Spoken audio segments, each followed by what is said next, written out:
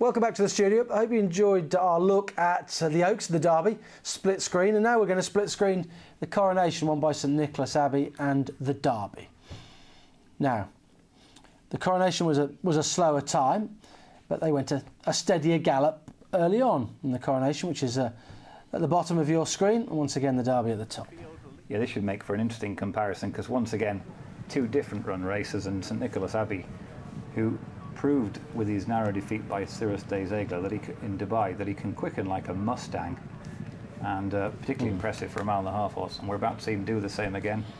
In terms of final times, 2 minutes 34.52 St Nicholas Abbey, 2 minutes 33.9, so 3 lengths quicker. These are on the same day, of course.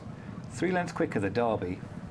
But in terms of this time from the path, you're about to see that St Nicholas Abbey, I think, was about nearly a second quicker from the path. So we'll do the same thing we did in the previous race.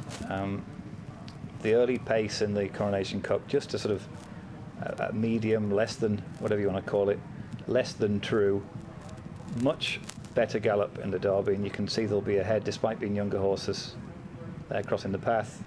They're crossing the path there. So that was quite a big difference, about 2 seconds. And you can see they're visually. Remember, concentrate with the Coronation Cup, concentrate on the main bulk of the runners, really, apart from the... Yeah, never mind the pace, mate. The rabbits. And again, you'll see now, the path now, there's a path there, and bang. About the same again. There's about 2 seconds between them at this stage. Yeah. So Nick's held up, Camelot's held up, so it's quite a good comparison. And we'll get to the next path as they turn in. Down Tattenham Hill. Pace really lifting in both races, particularly the Cup.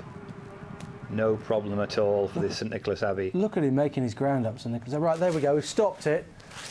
So you've got Camelot on the top, is just across the path. He's crossed it, yeah.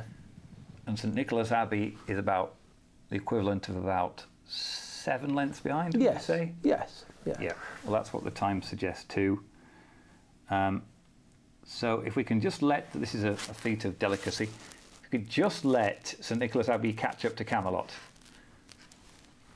Can we do that? So you're going to run the Coronation Cup on by just enough for him to catch up? Just they will do it in a second. Right. They'll just need to work on that, and then they'll roll it on again. And just see how quickly St Nicholas Abbey came home. There we go. Was asking too much there. So there we've got. Are they lined up now? Are they? The leaders have hit the path at the same time. Okay. So we've lined them up. So both horses are sprinting. So you've got Camelot on the top, same colours. St Nicholas Abbey. You can see Camelot being pushed along firmly, and now driven, whereas St Nicholas Abbey just skipping along gaily, still under a tight hold. And you should see that he takes 4 lengths off Camelot here in just 3 furlongs. And this horse, horse has a monstrous turn of foot. St Nicholas Abbey, of course, had the benefit of not having gone anywhere near so hard.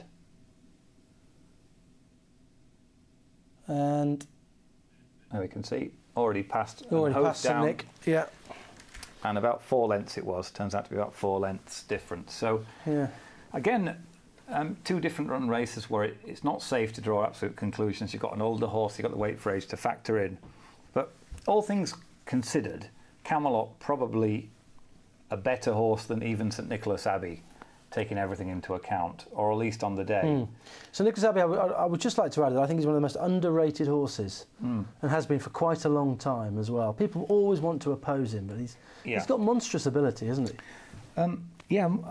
I've heard the theory, and it's a very interesting one, that St Nicholas Abbey is uncomfortable going right-handed. Now, normally I'm very suspicious about such things, except for the fact that he has got a particularly curious gait. See the way he gallops, he almost like looks like he tends to sort of throw himself forward and slightly to the left a little bit. Now that might just be my imagination. Yeah, I've always just thought he carries his head high, and I think that's tainted people's judgment of him. But I don't think he's the best balanced horse for a horse that's won 2 Coronation Cups. That sounds ridiculous. I understand that, but if you think about his form, is he unbeaten left-handed? Apart from I'd have to check. I'll have a look and check. because you can't obviously Cirrus Day. I know Cirrus Des Aigles beat him, but effectively he could well have been.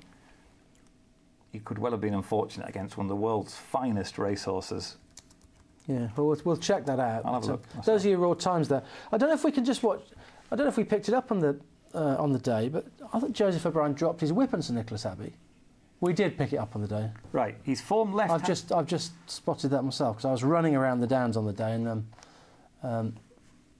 but I think about 2.5 hours he just dropped his whip. But it's only a minor thing. He didn't need it. Yeah. These are his career races on left-handed tracks. Ready? So Nick.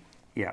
So we're not going to count the Racing Post Trophy or the 2,000 guineas because they're on straight tracks. We're just watching for this whip business, James, as well. He's won the Coronation Cup twice, won the Breeders' Cup Turf, and then been second to Cirrus Des Aigles when he was asked to pick up a lot of ground on one of the world's great horses. There we go. There it is, yeah.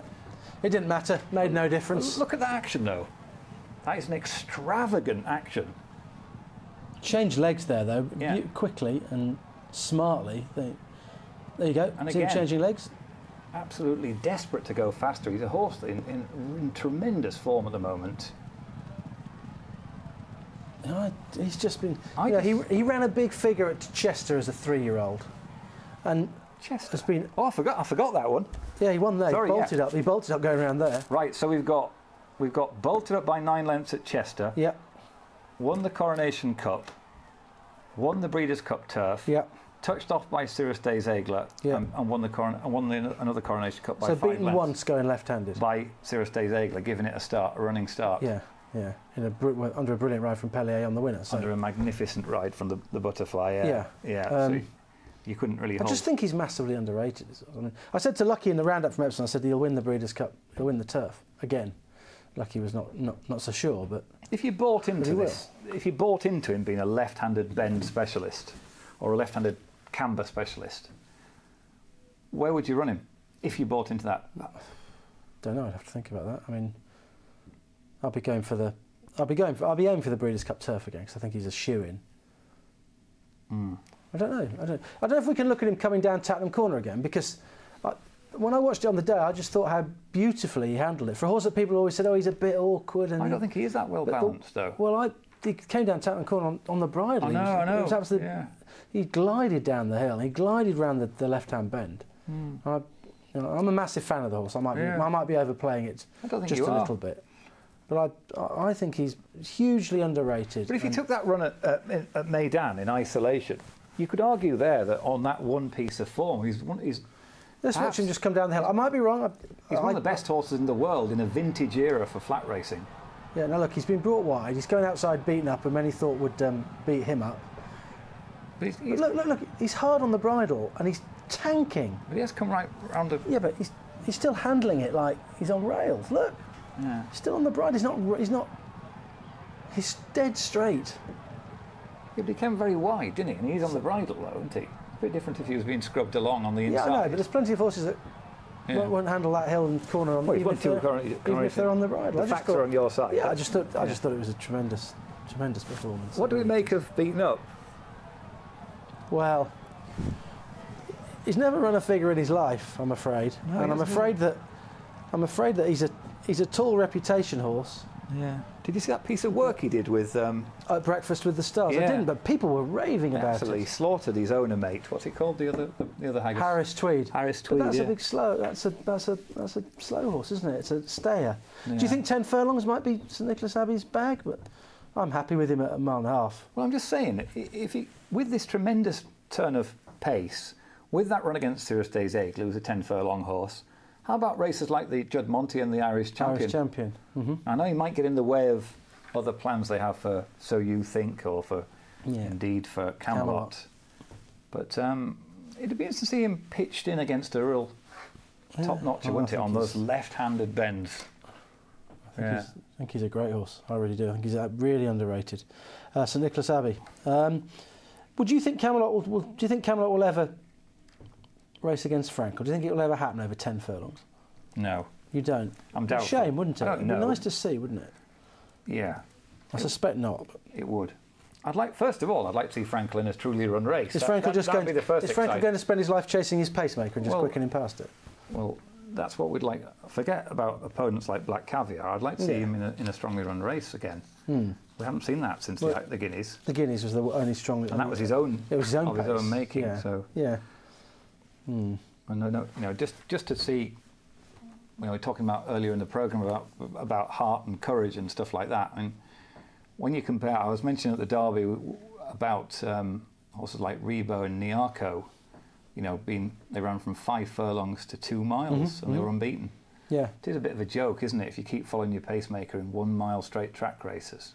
I mean, you've got to go out there and prove yourself, and that means doing it over a variety of trips. See the stars style, to be honest. Yeah. To be great, anyway. I think he will do that now. Yeah, I think Minor Quarter is on the agenda for him, isn't it? It's an amazing era for flat racing, isn't it? Absolutely brilliant. You think of all the great horses we've got at the moment. I mean, Ceres de Zegler will be a worthy world champion on his own, and we're talking about Frankel and Camelot and him, and So You Think Before Him, although he's a bit of lustre has come off, off him, some gilt off the gingerbread. And we're seeing Black Caviar at Royal Ascot. Black Cav, brilliant. Be tremendous if she did what she's supposed to do, wouldn't it? Not and beat them by a long way on the snaff. I was wondering if, as part of the marketing, do you remember the Ashes? What happened with the Ashes? It was meant to be the death of, I forgot, English cricket. Wouldn't it be great if, they burnt the stalls and said this is the death of British sprinting? If she made it look so obvious that our sprinters were just a pile of poo-poo. If she just thrashed them. Yeah. And they burned the stalls or the winning post. Right in front of said on this day, the stands, yeah. Black Caviar sort of destroyed English sprinting. Yeah. And she took the ashes back home. Yeah. Yeah. It would add a new dimension to Royal Ascot.